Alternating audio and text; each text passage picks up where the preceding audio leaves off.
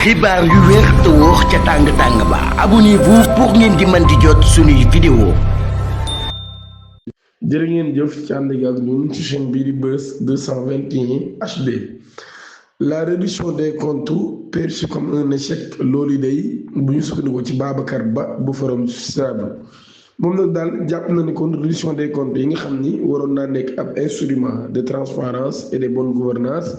tey jii day daan nañ koy gis nag comme ab échec total. Loin de répondre aux attentes des citoyens daan nañ jàpp nag daal loolu yi ñu ngi ko interprété kon comme ab outil politique boo xam ne dañ koy jëfandikoo ngir affaiblir leen ci ay adversaires politiques waaye loolu yi day defuñu ko nag ngir instaurer une véritable culture de responsabilité et de bonne gouvernance mu jàpp nag daal ay dossiers yu bëree bëri daan nañ koy tëjji en grand pompe non presque pas abouti à des résultats tangibles mu jàpp ni procédures judiciaires yi nga xam nag daal gisagul nañ ko ce sont parfois enlisées donnant l'impression d'une justice sélective et instrumentalisée mu jàpp nag daal situation boobee dafay nourrir progressivement la méfiance des citoyens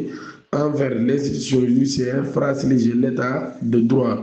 Ci réduction des comptes nag daal mu ni dans cette réduction des comptes les dossiers doivent être minutieusement préparés mun nekk daal kon dans cette réduction des comptes dossiers yi moom nañ ko war a waajal bu baax a baax ak ay indices de culpabilité clairs tangibles. Seule une enquête rigoureuse fondée sur des preuves solides et irréfutables pour garantir la crédibilité des procédures judiciaires et éviter toute suspicion de manipulation politique. Sans cette rigueur nag daal muy xam ne les mécanismes de contrôle risquent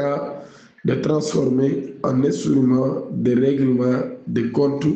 loolu la Babacar Ba Forum Justiciable daal di xam li jàpp nag daal kon dossier yi moom dañ ko war di xool bu baax a baax lu jiit nag ñuy entamé benn procédure ci maanaam ku mën a doon wala ñuy arrêté benn nit nag daal loolu yi moom jàpp na nit dañ ci war a bàyyi xel bu baax a baax. Le député ba wax Bassirou Diomaye Diakhar Faye boo dàqee Ousmane Sonko day dinañ bloqué sa liggéey ba képp koo fal dañ koy daal di defal motion de censure jëlee ko fi. La perspective d'une éventuelle défection du premier ministre Ousmane Sonko continuait d'alimenter les tensions politiques au sommet de l'État ci ab sorte ci ab ton bu particulier offensif lors de la séance plénière vendredi 8 mai 2026. Député bii di Abdourahmane Diouf daan nay adressé am mise en garde directe au président de la République Bassirou Diomaye Diakhar Faye daal di nag menacé ni mën nañoo paralyser li nga xam ne moo di action gouvernementale